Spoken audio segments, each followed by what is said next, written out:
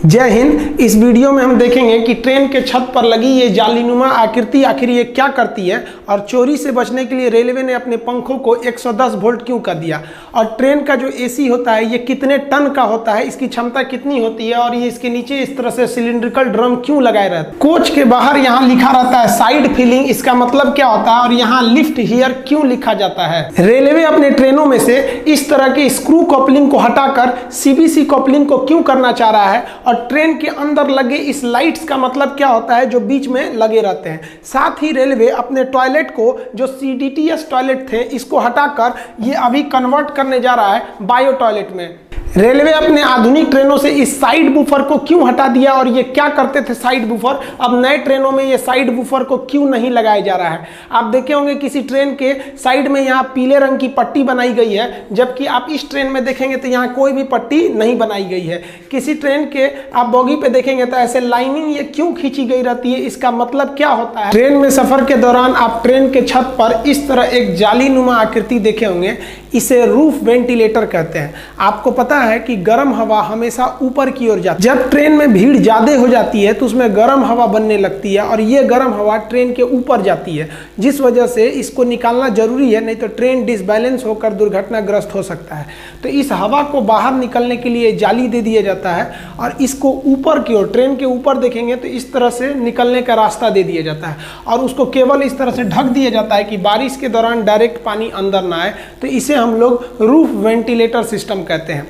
आप एक और चीज देखे होंगे कि ट्रेन के पंखे या बल्ब आपके घर में बिजली से नहीं चल सकते हैं। इसका सबसे बड़ा रीजन क्या है कि पहले लोग ट्रेन की लाइट पंखे चोरी करके लेके चले जाते थे, तो रेलवे ने दिमाग लगाया। रेलवे ने कहा कि लोगों को घर में या तो 220 वोल्ट की एसी करंट रहती है, और लाइट कट जाती है तो लोग डीसी चलाते हैं। तो डीसी अमूमन 12 वोल्ट का रहता है, मीडियम लेवल की कोई भी मशीन 24 वोल्ट की बड़ी चीजें रहती हैं, और 5 वोल्ट के छोटे छोटे खिलौने वगैरह रहते हैं।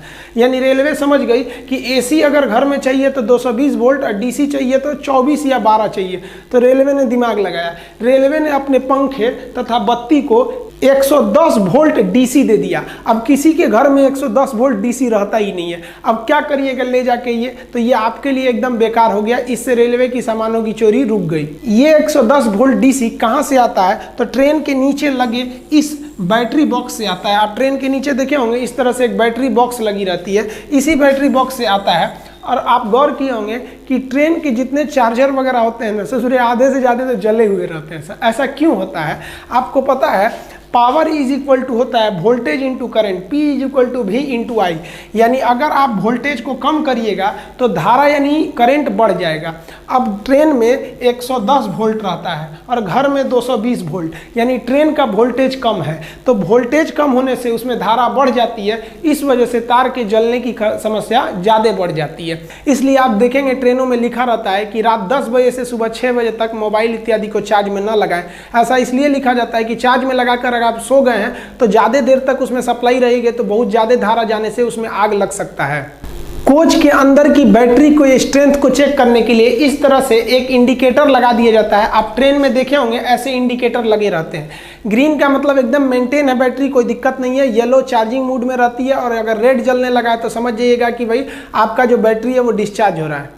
ट्रेन कोच का जो बैटरी होता है वो डीसी देता है, और ये जो डीसी होते हैं ये कम वोल्टेज पे दिए जाते हैं, लगभग 110 वोल्ट पर दिए जाते हैं। आपको पता है कि जब भी वोल्टेज कम रहता है तो धारा ज़्यादा हो जाती है और वहाँ शॉर्ट सर्किट का डर होता है। आप ट्रेन पर पायदान के पास देखिएगा, एक और लिखा रहता है साइड फिलिंग और एक और लिखा रहता है लिफ्ट हियर। वो कहीं भी लिखा रहता है, मतलब जनरली ये पायदान के पास लिखा जाता है। इसका मतलब क्या होता है, तो पहले लिफ्ट हियर समझिए। लिफ्ट का मतलब उठाना, यहाँ से उठाइए, यानी यहीं से बोगी को उठाया जाता है ऊपर कोच को अलग करने के लिए। जैसे मेंटेनेंस के लिए ट्रेन जाती है तो उसके बोगी को उठा लिया जाता है, मतलब कोच को उठा लिया जाता है, अब बोगी को साइड में कर दिया जाता है। तो उठाने के लिए आखिर कहां पर आप क्रेन फंसाइएगा, वहीं ना फंसाना होगा। पता चला कहीं और फंसा देंगे तो अंदर का कोई इंस्ट्रूमेंट टूट जाएगा। तो फंसाने वाले जगह को इंडिकेट करने के लिए लिखा रहता है लिफ्ट हियर। यहाँ देखिए उठा लिया गया, ये ऊपर उठ गया, और इसकी जो बोगी जिसमें चक्कर रहता है उसे बोगी कहते हैं, बोगी बाहर निकल जाएगी। अब साइड फीलिंग का मतलब समझते हैं। साइड फीलिंग का मतलब होता है, साइड मतलब इस साइड से फिलिंग मतलब भरिए,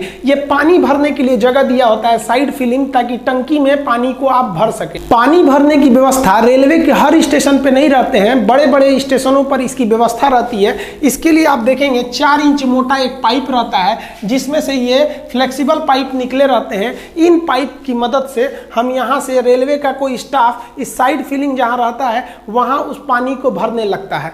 ये पानी कहाँ जाता है, तो ये उस कोच के टंकी में जाता है। एक कोच में 4 टंकी रहती है, 2 इस साइड के बाथरूम में, हर बाथरूम की टंकी अलग रहती है, तो 2 इस साइड में 2 इस साइड में रहती है, यानी टोटल 4 टंकी रहती है। और एक टंकी की जो कैपेसिटी होती है वो 500 लीटर रहती है, और इसको भरने में 20 मिनट का समय लगता है। तो ये आप देखिए टोटल कैपेसिटी कितनी हो जाएगी, 500 लीटर की एक रहती है, ऐसे ऐसे 4 टंकी रहते हैं, क्योंकि 4 बाथरूम रहता है एक डिब्बे में, तो टोटल 2000 लीटर इसमें भरा जाता है। लगभग 20 मिनट में इसे भर दिया जाता है। ये रेलवे स्टाफ का काम होता है कि जैसे ट्रेन आके लगेगी तुरंत उसको भरना है, इसीलिए उसे ढूंढना ना पड़े, ताकि ट्रेन लेट ना हो। वहां स्पष्ट लिख दिया जाता है साइड फिलिंग, यहीं से आप उसको भरिए। लेकिन ससुरा एक दिक्कत आ गया, एसी का जो डिब्बा होता है ना, उसमें यहीं पर एसी लगा रहता है। अब बताइए, जहां टंकी बनाना था वहां एसी लग गया, अब क्या करेंगे। एसी के डिब्बों को देखिएगा तो इस साइड में ये थोड़ा सा पचके होते हैं, यहाँ पे देखिए ये थोड़ा सा ये ना, ये साइड से ये थोड़ा सा पचका हुआ है। क्यों पचका है, क्योंकि वहां टंकी नहीं है, वहां पर क्या लगा हुआ है, एसी।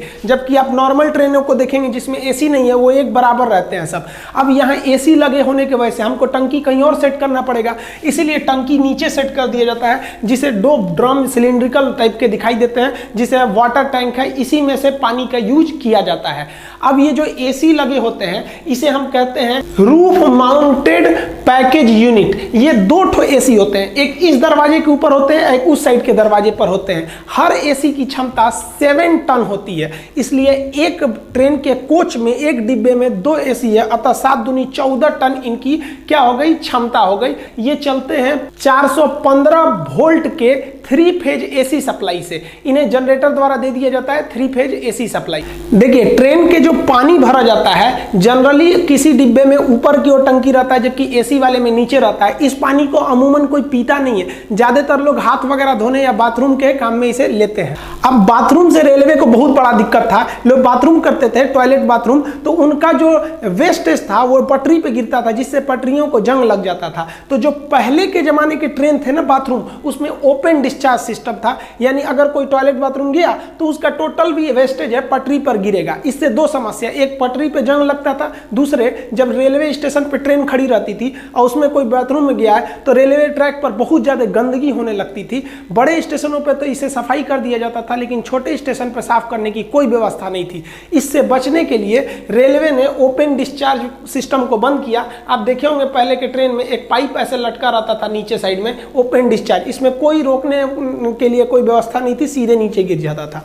इसके जगह पर रेलवे इस राउंड शेप के टंकी को लाया, बाथरूम को सेट किया, जिसे कहा जाता है control discharge toilet system. Shortcut में कहेंगे तो CDTC। ये क्या करता है, ये टॉयलेट को कंट्रोल करके रखता है जब तक कि ट्रेन प्लेटफॉर्म को ना छोड़ दे। अब इस ससुरा को कैसे पता चलेगा कि ट्रेन में प्लेटफॉर्म को छोड़ दी, तो इस पे एक सिस्टम लगा रहता है कि जब तक ट्रेन की स्पीड 30 नहीं हो जाती है, 30 किलोमीटर पर आवर, तब तक इसके अंदर से डिस्चार्ज का ढक्कन खुलेगा ही नहीं कि बाहर नीचे गिरे। लेकिन इस विधि द्वारा आप गंदगी को रोक सकते हैं, लेकिन गंदगी थोड़े दूर पर तो हो ही रही है और ट्रैक को भी ज्यादा खतरा हो रहा है क्योंकि उस पर जंग लग रहा है। इसके लिए 2011 में DRDO ने एक बैक्टीरिया के मदद से एक टॉयलेट को बनाया, जिसे हम कहते हैं बायो टॉयलेट। बायो टॉयलेट आप देखे होंगे आजकल हर एक ट्रेन में मिलेगा, एक चौकोर डब्बा लगा रहता है इस साइड में, इसके अंदर कई ठो पार्ट बने रहते हैं, उसमें बैक्टीरिया जीवाणुओं को डालकर DRDO भेजी रहती है। ये क्या करते हैं, हमारे टॉयलेट बाथरूम को उसको डिकम्पोज कर देते हैं, उसको छोटे छोटे टुकड़ों में तोड़ देते हैं, डिकम्पोज कर देते हैं और गैस बनाकर वो निकल जाते हैं। इसमें किसी तरह का मेंटेनेंस भी नहीं है, ट्रैक पे गंदगी भी नहीं होगी और ट्रैक भी जंग लगने से बच जाएगा। अतः अभी के समय में जितने भी टॉयलेट है वो DRDO द्वारा बनाए गए बायो टॉयलेट का ही यूज हो रहा है। ये सब आउटडेटेड हो चुके हैं। बायो टॉयलेट की एक खराबी है कि अगर उसमें आप कलम या कुछ कचरा प्लास्टिक डाल देंगे तो बैक्टीरिया अच्छा से काम नहीं कर पाएंगे, इसलिए लिखा रहता था कृपया इसमें कचरा न डालें। लेकिन हिंदुस्तान के लोग को इतना समझ है, ससुरा पानी तो डालते ही नहीं है, सर कचरा कैसे हटा देगा, सर जाएगा सर तो उसमें किसी किसी का नाम लिख देता है सर बाथरूमों में। तो इसलिए रेलवे ना इसमें कचरा ना जाए उसके लिए इसके फ्लश पे एक तो जाली लगा देती है। देखिए आप किसी भी टॉयलेट के सीट को देख के नहीं बता सकते हैं कि वो बायो टॉयलेट है या फिर ओपन डिस्चार्ज है या फिर वो CDTS है। ये तो एक सीट है बैठने के लिए, इसे वेस्टर्न कल्चर का कहते हैं, ये इंडियन कल्चर कहते हैं। अगर आपको पता करना है कि टॉयलेट कौन सा है फिर तो आपको कोच से बाहर आना पड़ेगा और नीचे का देखना पड़ेगा कि कौन से प्रकार का टॉयलेट है। हालांकि आजकल जितने भी देखने को मिलेंगे वो सब के सब बायो टॉयलेट ही लगाए जा रहे हैं। नीले रंग वाली ICF कोच में बिजली बनाने के लिए उसके अंदर अल्टरनेटर लगाया जाता था जिससे उसकी स्पीड कम हो जाती थी। इसलिए नए जमाने के LHB कोच में अल्टरनेटर हटाकर एक जनरेटर कार दे दिया जाता है जिसे एक्स्ट्रा में जोड़ दिया जाता है। ये जनरेटर कार जो होता है 750 वोल्ट की बिजली बनाता है जो 3 फेज का AC करंट होता है, जबकि ट्रेन में सबसे ज्यादा बिजली की खपत AC में होती है और AC भी जो होता है वो 415 वोल्ट ही लेता है। तो आप कहेंगे कि ये 750 वोल्ट क्यों बनाया? तो देखिए जब करंट को आप दूर सप्लाई देते हैं तो कुछ वोल्टेज लॉस होता है, इसलिए ये 750 वोल्टेज बनाता है कि ताकि AC कोच तक पहुंचते पहुंचते वो 415 वोल्ट मिल जाए। लंबी दूरी के ट्रेन में एक पेंट्री कार होता है जिसमें खाना बनाया जाता है, उसमें इस तरह से खाना बना दिया जाता है और आपको सर्व कर दिया जाता है खाना। लेकिन बहुत से ऐसी ट्रेन है जिसमें पेंट्री कार नहीं होता है तो उसे ऑन बोर्ड कैटरिंग यानी बड़े स्टेशनों से खाना डायरेक्ट रेडीमेड बनाकर और उसमें सर्व किया जाता है। ट्रेन के किसी किसी डब्बे पर आप टॉयलेट के पास इस तरह से लाइनिंग देखते होंगे, ये जनरल बॉगी को दर्शाता है कि ये बॉगी जनरल है, इसमें कोई भी घुस सकता है, रिजर्वेशन की जरूरत नहीं है। जनरल बॉगी की एक और पहचान होती है कि इसमें 3 दरवाजे लगाए जाते हैं। 3 दरवाजे इसलिए लगाए जाते हैं क्योंकि इसमें भयानक कोच के पूरा भीड़ होता है, एकदम भयानक, एकदम देखिए ना, अतः यह भीड़ जल्दी से निकल जाए और जल्दी से एंट्री कर जाए इसलिए इसमें 3 दरवाजे दिए जाते हैं। स्लीपर में केवल 2 दरवाजे दिए जाते हैं एक साइड में। एक चीज आप गौर किए होंगे कि जनरल बॉगी या तो शुरू में लगाता है या तो लास्ट में लगाता है, यानी अमूमन दोनों साइड में लगाता है, बीच में जनरल नहीं रहते हैं, बीच में स्लीपर बॉगी को लगाया जाता है और AC को। देखिए स्लीपर बॉगी में अगर हम 3 दरवाजे देंगे तो उसमें सीट की संख्या घट जाएगी, इसलिए उसमें 2 ही दरवाजे दिए जाते हैं और स्लीपर में भीड़ भी कम रहता है। दूसरा स्लीपर का अगर आप लॉन देखिएगा तो एक से दूसरा जुड़ा रहता है।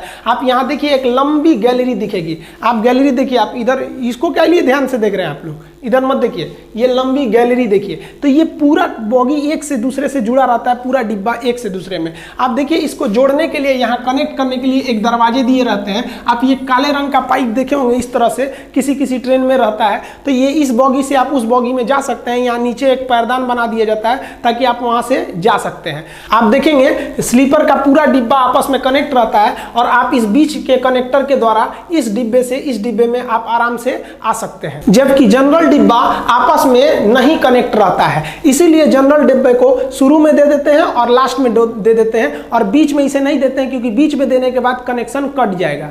रेलवे के कुछ डिब्बों पे देखे होंगे साइड में यहाँ आपको पीले रंग से कॉर्नर को रंग देता है और कुछ डिब्बे को पीले रंग से नहीं रंगता है। इसका मेन ये रीजन होता है, ये कॉपलिंग को दर्शाता है। देखिए कॉपलिंग क्या होता है, 2 डिब्बे को जोड़ने के लिए एक कॉपलिंग का प्रयोग करते हैं। यहाँ पर पहले जमाने के जो नीले रंग के डिब्बे थे उसको जोड़ने के लिए स्क्रू कॉपलर का प्रयोग करते थे, यानी इस डिब्बे को और इस डिब्बे को जोड़कर एक हुक से इस स्क्रू को कस दिया जाता था। इसमें समस्या क्या होती थी, कसने का तो कस दिए, जब ट्रेन चलती थी तो उसमें तनाव रहता था, लेकिन जब ट्रेन रुकती थी तो रुकने के बाद से ये स्क्रू नीचे हो जाता था और ये डिब्बा उस डिब्बे पर चढ़ने का डर होता था, टकरा मत जाए। तो इस टकराने को रोकने के लिए इसमें 2-2 ठो साइड बफर लगाए जाते थे। ये साइड बफर ये इतना सब रहता है, बचपन में हम लोग कहते थे कि चुंबक है। ये चुंबक नहीं है, स्प्रिंग है कि अगर ट्रेन रुक गई स्क्रू कॉपलिंग से तो ये डिब्बा उस पर ना चढ़ जाए, तो ये इस पे चढ़ेगा तो ये साइड बफर जो है आपस में टकराएंगे, इसमें स्प्रिंग लगा रहता है, ये कुछ अंदर घुस जाएगा और फिर ये उसको ढकेल देगा। इस तरह से ये एक दुर्घटना को रोक सकती थी, लेकिन इसमें झटके ज्यादा लगते हैं। दूसरा एक और डीमेरिट है कि इसमें आपको लोहे की बर्बादी है। 2-2 तो साइड बफर जोड़ रहे हैं इतना हैवी, फिर इस डिब्बे को जोड़ने के लिए स्क्रू कॉपलिंग का प्रयोग कर रहे हैं। तो इतना क्यों किया जाए, तो रेलवे ने दिमाग लगाया, उसने ये बिना पीला पट्टी वाले के जगह पे एक पीला पट्टी वाला लाया और उसको उसने बदल दिया सेंटर बफर कॉपलर में। नए जमाने के जितने भी LHB कोचेज हैं, इसमें आप कहीं पे भी देखिए यहाँ साइड बफर नहीं मिलेगा आपको, बल्कि इसका जो कपलिंग होता है LHB का वो होता है सेंटर बफर कपलिंग, यानी इसके बीच में ही जो बफर यानी स्प्रिंग लगाना होता है उसी के मुंह पर एक क्या कर देते हैं कपलिंग भी जोड़ देते हैं, यानी वही डिब्बे को जोड़े रहता है और वही स्प्रिंग का भी काम करता है। आप देखिए इसी को हम लोग कहते हैं सेंटर बफर। देखिए ये शुरुआत का हिस्सा किसका काम कर दिया, ये बफर का काम कर दिया यहाँ पर, यानी स्प्रिंग सॉकर का काम कर दिया, झटका नहीं देगा। और बीच में ये वाला मोटा सा हिस्सा ये किसका काम कर दिया, कपलिंग का। तो ये शुरुआती भाग इसका कपलिंग का है और पीछे का भाग बफर का है, तो इसे हम कहते हैं CBC यानी सेंटर बफर कपलर। इसमें क्या होता है, ये ज्यादा अच्छा माना जाता है। इससे एक्सीडेंट होने के बाद ट्रेन को इधर उधर छटकने का मतलब डिब्बा को बिखरने का डर नहीं रहता है, एक ही जगह रहता है और ये ज्यादा झटके को एब्जॉर्ब कर लेता है। तो जिस डिब्बे में सेंटर कपलिंग यानी CBC होता है उसका कोना पीले रंग से रंग दिया जाता है और जिसमें नहीं रहता है उसको नहीं रंगा जाता है।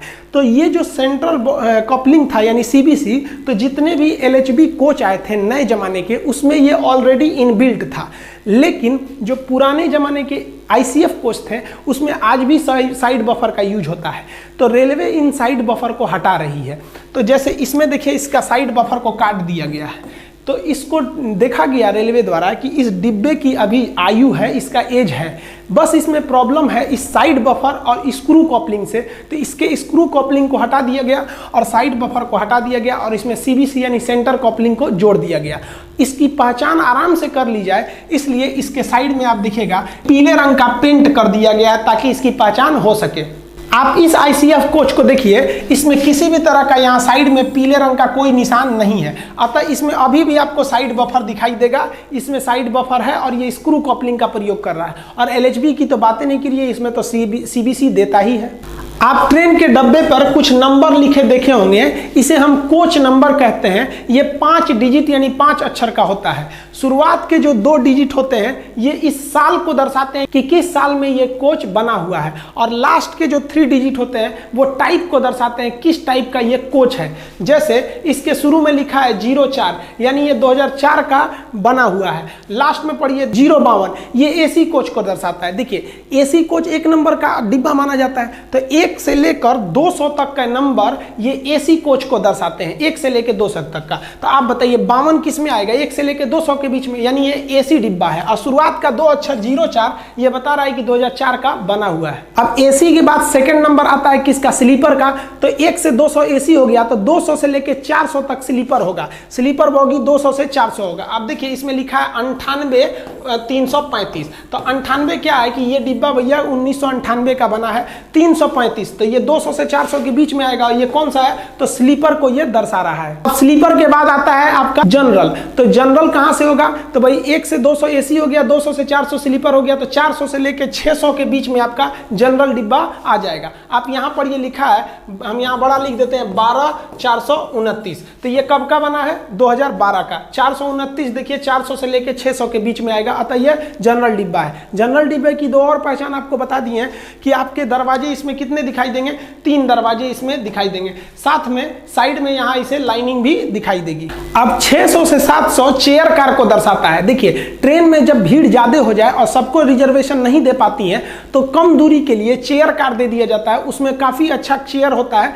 आरामदायक होता है, फ्लाइट के जैसे। जैसे जन शताब्दी हो गया, इसमें केवल आपको बैठने के लिए यही मिलेगा और इसका भी रिजर्वेशन होता है। तो वो चेयर कार के डिब्बा को दर्शाया जाता है, कहां से, 600 से लेकर 700 तक के चेयर कार को दर्शाया जाता है। जैसे यहां लिखा है 02-615, अब बताइए 2002 की बनी है, 615 तो इसी के बीच में आएगा। ये जन शताब्दी ट्रेन है और ये चेयर कार डिब्बा को दर्शा रहा है। अब 700 से 800 तक का नंबर जो होता है वो सीटिंग कम लगेज को दर्शाता है। जब कभी रेलवे को ऐसे डिब्बे भेजने रहते हैं कि जिसमें ज्यादा सामान नहीं ले जाना है, तो क्या करते हैं, उस डिब्बे में आधा बैठने का जगह बना देता है सीटिंग के लिए और आधा लगेज को बना देता है, और इसी को हम लोग कहते हैं सीटिंग कम लगेज। इसका नंबर 700 से 800 के बीच बीच में होता है। आप यहाँ पढ़िएगा, लिखा है 08701, तो आप बताइए 701 तो 700 और 800 के बीच में ही आएगा। अतः यह सीटिंग कम लगेज है, आधा जो लगेज होगा और आधा में आदमी बैठेंगे। तो इसको जनरली रेलवे क्या करती है कि इसको विकलांग श्रेणी में डाल देती है, क्योंकि हैंडीकैप की संख्या कम होती है